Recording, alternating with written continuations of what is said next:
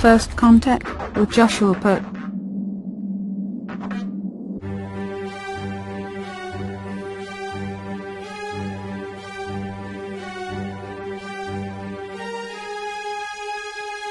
Good morning, Earthlings. How you doing today? Welcome back to First Contact Radio. Glad you could be here. As always, today is the 5th of April 2017. That's on the Gregorian calendar. On the Jewish calendar, today is the 9th day of Nisan.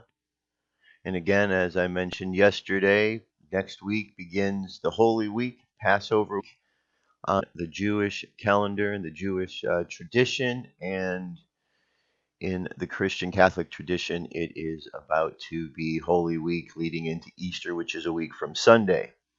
The astrology for today, we have a sun sign in Aries, as it has been. So we have the tarot card of the Emperor, and our moon sign, as it switched to last night, is Leo. Okay, so we have two fire signs. Fire sign in Aries, a fire sign in Leo. What's the difference between the two fire signs? Fire represents ideas, but each one of these represents a different way in which these ideas are expressed. The Emperor takes those ideas and he uses his mind, his reasoning mind, to be able to look at these ideas that are expressed and organize them. Whereas the Leo is about simply expressing the creativity, expressing it outward. That's why with Leo the lion, we think of the idea of there could be a boastfulness that occurs with the lion puffing up the chest because of all the creativity. And of course, one of the ways that we create is we create children. We continue to bring life into the world. So this is what this is all about, learning how to tame the creativity within us. So that's our unconscious mind for today. The conscious mind wants to organize. So these are the balancing factors that we're working with as we go through this day. Now, if we look at the wheel, we could see where the majority of things are still situated here in Aries. We got the sun, we got Uranus, brings unexpected changes as long as that is around. Taurus, and Mercury is in Taurus over here. Taurus is an earth sign, so our communication finds some earthiness, some groundedness to Mars. That high dose of energy that we get, it's also in Taurus, so it's a little bit grounded. Taurus helps to ground things out. Just think of the basics of electricity. Grounds things out. So we can look at the basics here. And then here we have all these symbols in Pisces, water sign, all about emotions. We've got new look at things with Neptune. We have Chiron, which is the part of ourselves that is needing to be healed. It's in our emotional world that we're looking at it. Venus is dealing with our emotions. We've got deep transformation going on in Capricorn. Capricorn being an earth sign. All right, and then we've got Saturn over here, bringing discipline to Sagittarius. The moon sign over here in Leo, as we talked about, creativity. Jupiter is expanding out our desire to want to have balance in our lives. Okay. If we look at some of the aspects that we're going to be dealing with over the course of this day, the ones coming up, we have a lot of the moon things taking place, moon sign involved with the various different aspects, discipline with Saturn, the unexpected changes with Uranus. We have Neptune, new perspective on things. So throughout the day, we really are needing to be able to focus, discipline ourselves, look at things differently, not get caught up in all of the drama, because Leo can bring a lot of drama with it. Here are a little bit more in-depth information on the Emperor. This is over at the BOTA site that I bring up every day. Along the left-hand side, you got the links to all of the different ones. So let's look here. This is the Emperor. Fundamental meaning of the fourth key is reason. Key is called the Emperor, and the Emperor is the one who oversees and controls. This is the basic function of reason, for by it we supervise and control our daily activities. Vision is also attributed to this card and has close connection with the faculty of reason. When we consider reason as insight or mental vision, physical sight is also meant here, and the orange background is symbolic of the sun, source of the light by means with which we are able to see. The mountain represents the fiery activity of Mars and Aries, which are attributes of this key. Aries is also symbolized by the ram's head on shoulders and throne, and Mars by the steel armor, which is the emperor is clad. 12 points that ornament the helmet are also astrological. The globe, a conventional symbol of dominion. Globe and the cross, like the circle of the Ta and the scepter, symbolize the masculine and feminine potencies of the radiant mental energy or the life force. Purple flaps over his armor hinted his rulership, since purple is the color of royalty. Okay, so as we're going through this rest of this period of Aries, refer back to this. This will help you to understand more and more about that energetic. The moon is 70.4% of the way full, making its way up to the full moon on the 10th. So that's just 5 days from now. And finally, over at space weather, solar wind is 418.2 kilometers per second. Planetary K index, quiet at the moment, 3. Can get as high as a 3 over the next 24 hours. Coronal holes, they are opening up more in the front of the sun. We look like we'll be experiencing some effect from that over the course of the next couple days. M-class flare is dropped from 35 down to 20. X-class down from 15 to 5.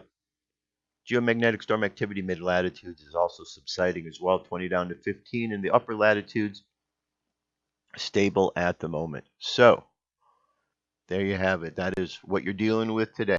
So as you go out into the world, again, we live in a world that between the ground, the earth, and the above, we have this field of energy, this sea of energy that we're moving in. A sea of energy affected by many, many, many things. Our thoughts, the words expressed by the media, any communication is put out in the world. It's in the sea of energy. And we're walking around every day as receivers, getting hit, bombarded by this energy. Some of it gets in, some of it doesn't. Depends on how we are grounded and protected and able to process this energy. Right now, we've got a lot of energy that is fiery energy.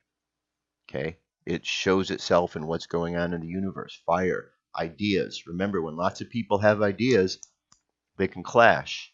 Too many cooks in the kitchen, too many people trying to be in charge, and that's when things run into a problem.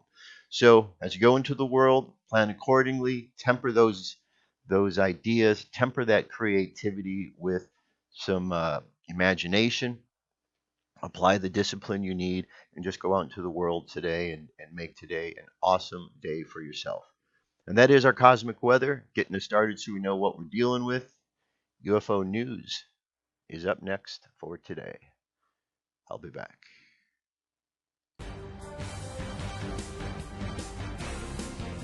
This is the UFO News with Joshua Poet. So here we go. Today, for the UFO news topic, I've got one good, really good story I want to go with for today. Kind of delve into this. You may have heard about this one in the past. This is the story of a gentleman who goes by the name of Valiant Thor. Valiant Thor spent some time in Washington, D.C. There's a book written about him called Stranger at the Pentagon by Frank Stranges. Let's take a look at what this is all about here. Got 3 sites that I brought up dedicated to this information. Okay, the book Stranger at the Pentagon tells us a very peculiar story about an extraterrestrial on a mission. His name was Valiant Thor, and many believe that he was real. 8 a.m., March 16, 1957, Valiant Thor arrives in a ship which lands in Alexandria, Virginia, in an agricultural field. According to Dr. Stranges, Thor was about 6 feet tall, 185 pounds, with wavy hair and brown eyes. The police were the first ones on the scene and found him calm with only one request: to meet President Eisenhower. So they took him through the Pentagon, where he met with the Secretary of Defense and later with Eisenhower, Nixon, and the Joint Chiefs. Valiant Thor remained in the United States for 3 years. According to the book, he had been sent to Earth by the High Council to intervene on behalf of intergalactic community.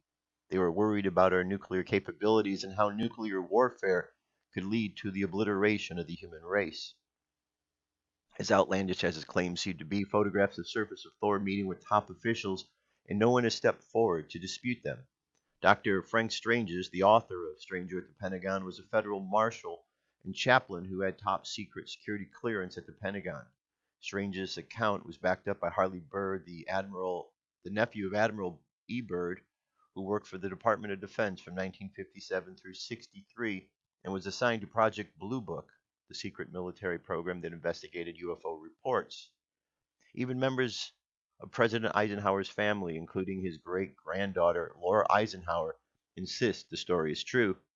The same story was told by the late Phil Schneider, a geologist and engineer who said he had level 1 security clearance in secret government projects. He helped build underground military bases and worked at the famed Area 51 base.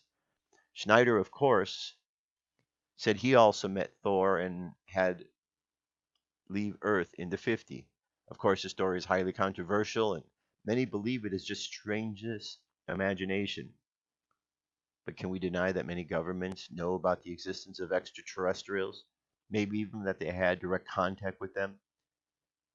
Maybe the tales about kings and leaders contacted by gods or messengers in the past. Maybe Valiant Thor was just another extraterrestrial guiding us. Tell us what you think. All right, so here's the images. This is Valiant Thor.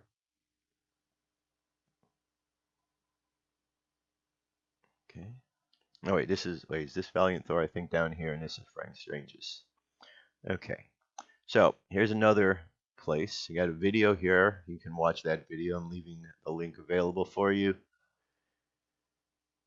1959, Dr. Frank Stranges E had his first physical encounter with Commander Valiant Thor, a Venusian.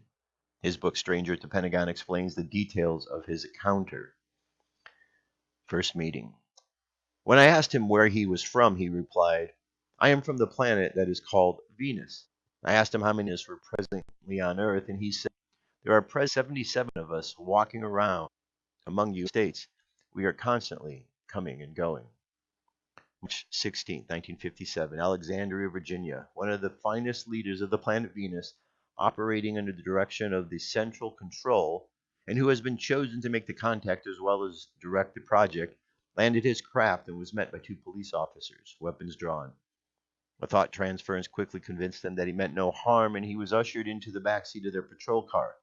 After crossing over into Washington, D.C., they were met by Secretary of Defense along with 6 of his staff members.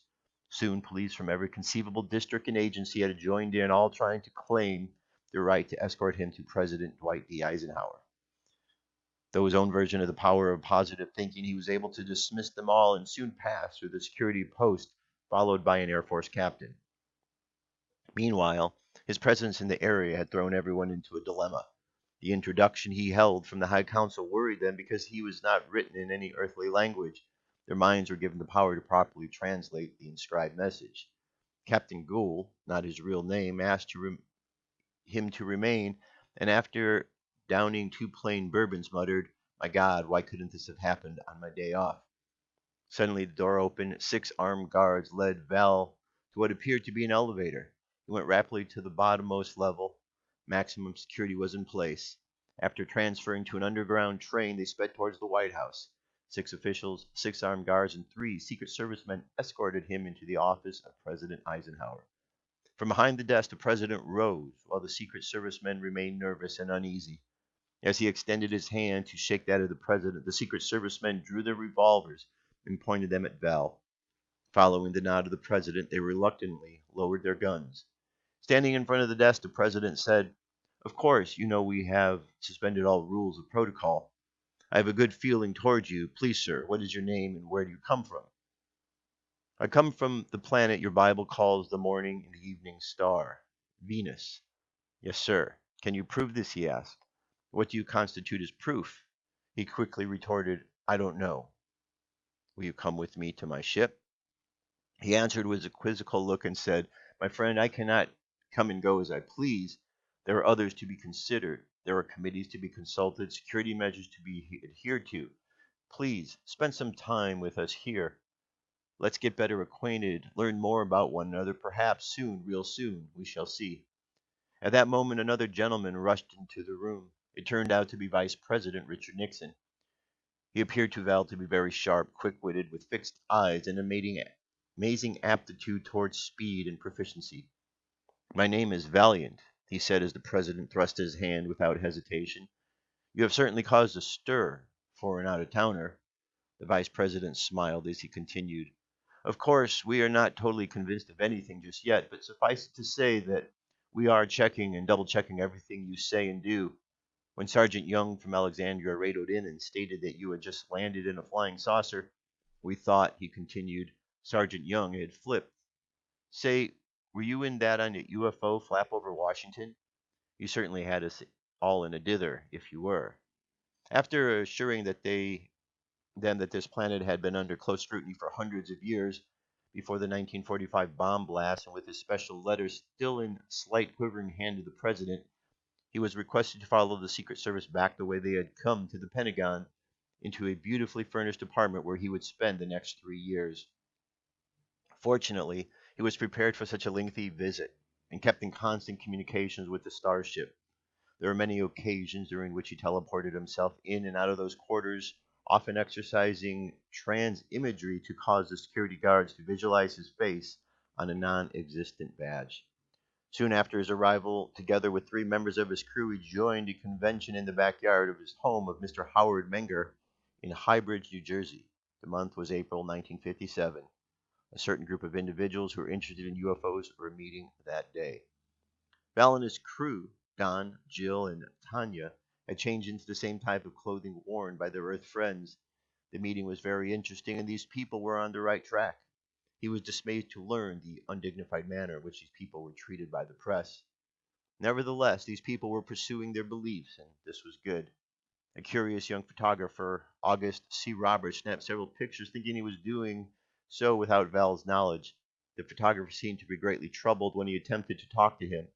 Yet it was in those very photographs which were to bring me together with this unusual man on that cold December day. Holding the message from the High Council in his hand, the president stated that Val's offer to help the human family would upset the economy of the United States and could plunge her into the abyss of chaos. In brief, he politely told Val that the people of the planet were not ready to cope with such conditions as would come into the existence, or the recommendations of this unearthly visitor were put into action. Nevertheless, he was invited to assist a number of scientists who were out working on medical projects directly associated with the space scientist. His allotted time to acquaint the leaders of the United States with his suggestion was limited to 3 years. During this time, he refused to advise them regarding a certain bomb in the sky, which we know as the Star Wars system. In his apartment, he was able to maintain communications with his ship and kept informed of the growing world tensions. His uniform underwent rigid tests by that time. By today's standards, they would now be obsolete. They attempted to penetrate the material with a diamond drill, but it snapped under the pressure. Acid rolled off the uniform and burned a hole in the floor. They fired a high-velocity rifle at the uniform, but it failed to pierce it. The report to the president read, "Physical appearance, soft silver, gold lustrous. Fabric unknown. Weight, 6 ounces total, including boots. Cut, close fitting like a tunic. No cuffs, pockets, buttons, zippers, clips, or hooks. RXT-2 test, indestructible." Finally, a bright-eyed colonel escorted him to the place where the final test would be performed. Val looked at the laser instrument amusingly. Upon command, the laser aimed a fine line of intense light amplification by stimulated emission of radiation. The colonel began his discourse. His device contained a crystal synthetic ruby in which the atoms, when stimulated by focused light, was amplified and concentrate these waves, then emit the beam. As the colonel continued to speak, his smile gave way to utter dismay, the ray being totally ineffective against his garment. He babbled on long after the laser had been turned off, reiterated how powerful the U.S. had become since the splitting of the atom. He gave Bell a lesson in atomic fusion. He went on to state that when a chain reaction of nuclear fission is set off by a neutron bombardment in the atoms, or the change of plutonium or uranium isotope with an atomic weight of 235, an intense quantity of energy is suddenly released. The good colonel finally talked himself out, and Val was conducted back to his quarters along with his uniform. 1959 was drawing to a close. Chiefs of state were in a constant turmoil, and confusion was the rule of the day. Indecision caused delay after delay. Economists and industrial giants conferred with politicians and military heads daily. The government leaders could not reconcile Val's being in position to force their hand if he so desired. Several scientists attempted to learn the secrets of interstellar travel without success. Christmas week was now upon us. I had been pushed busily presenting a series of scientific lectures and speaking at a number of churches in Washington, D.C. Earlier this month, I had returned from Cuba where I personally met with Fidel Castro. Unbeknownst to me, Val, working with Nancy Warren, she was one of the very few since his arrival at the Pentagon, in whom he was able to discern an honest and open heart who loved Almighty God, her country, and fellow man, formulated a plan whereby I would be contacted.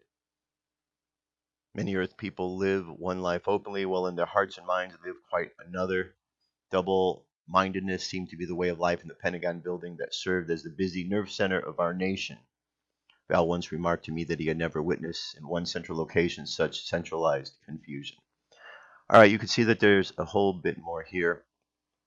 Well, actually, let me finish this up here. It says, being a minister of the gospel of Jesus Christ, while a student of the Bible for many years, coupled with my experience as a special investigator, I felt as though my senses were functioning properly, that I knew exactly what I was about to do. I was on guard for fakes and frauds. In walked a man 6 feet tall, 185 pounds, brown, wavy hair, and brown eyes. All right. So there you go. There's a good little introduction about Valiant Thor.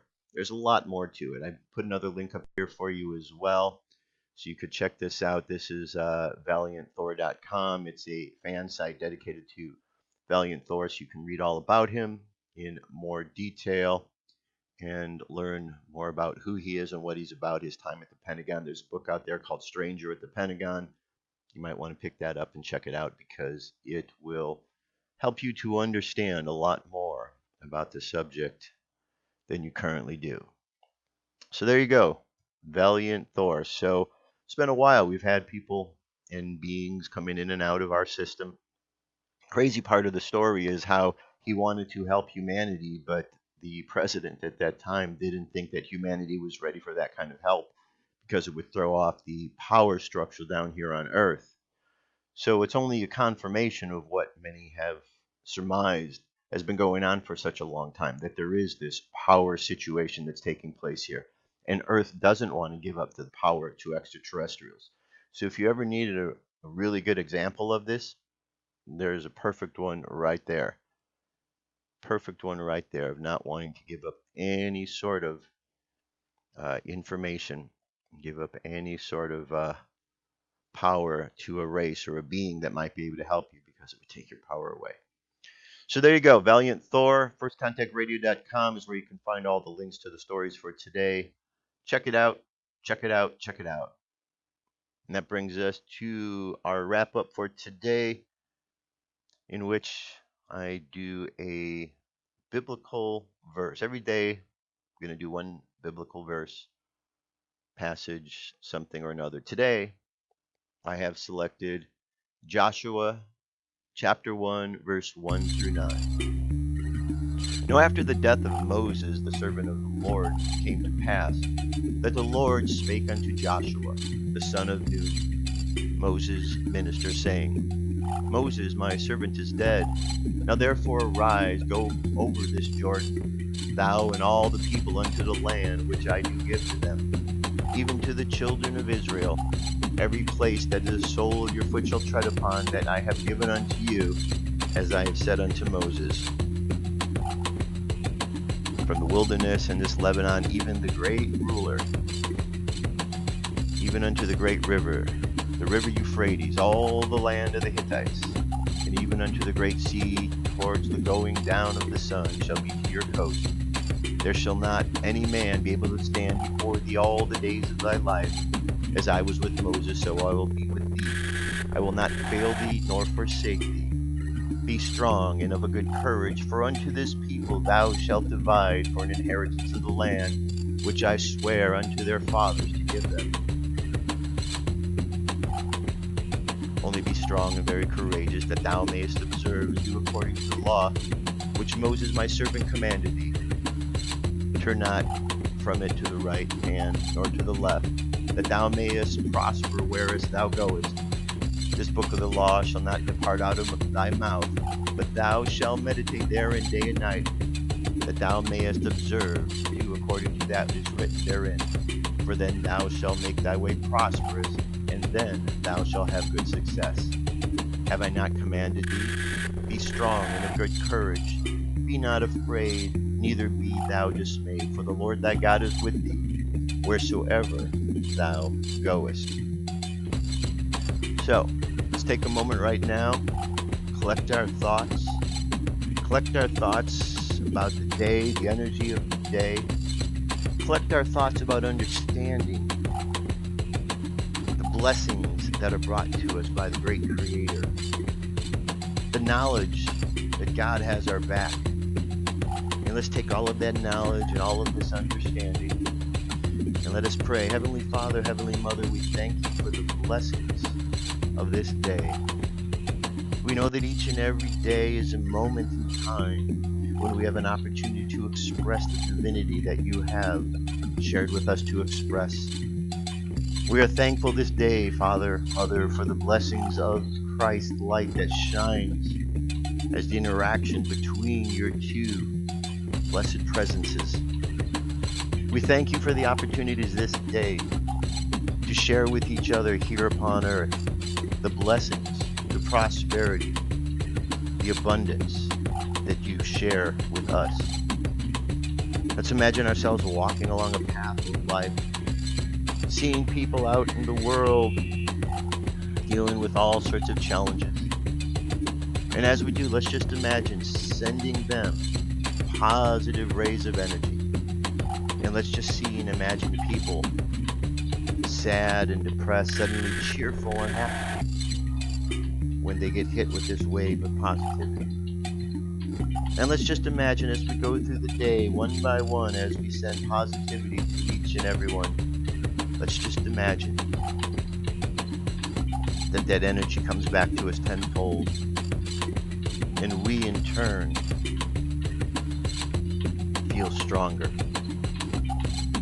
And so as we send out, we also receive. And we understand the great lesson and blessing in this. And so we continue to send out into life this day. And we thank you for all of the opportunities to do so. And we say this in Christ's name. Amen. And let's just imagine ourselves continuing to walk along. Let's collect all our thoughts, bring them back to this present moment on the count of 3. 3, coming back to the present moment filled with confidence. 2, coming back to the present moment filled with faith. And 1, coming back to the present moment happy, healthy, and whole. Happy, healthy, and whole. Take another deep breath. Exhale. And open your eyes. All right, my friends, that is it for today. Starting to get the swing of it. I hope that you're starting to kind of get the flow of where I'm going with this show, what I want to do with it. Basically, I want us all just to take a moment each and every day just to kind of stop and look and consider what's going on. Because if we don't, we're just going to get bounced around by all of the energies and things that are out there. There's a lot of deception going on, but there's also a lot of clarity if we look for it. But we're only going to be clear and find that clarity when we stop, avoid the distractions, and are able to focus in on what we want. And focus in on the truth. Very, very important. I know we can do it, my friends. All we have to do is pay attention each and every day. If you like this video, please subscribe. You can find me at Facebook. You can find me at Twitter at First Contact Now. Of course, firstcontactradio.com is the home website. You can go find all the stories, the links, the videos, and all that good stuff. So thank you very much. I truly appreciate you being here. I couldn't do this without you because otherwise I would just be talking to myself. And really, that's no fun because we all talk to ourselves every day anyway, don't we? 10 seconds. All right, that's it, my friends. Have yourselves an awesome day. I love you. Keep loving each other. And I'll be back tomorrow. Till then, peace. I'm out of here.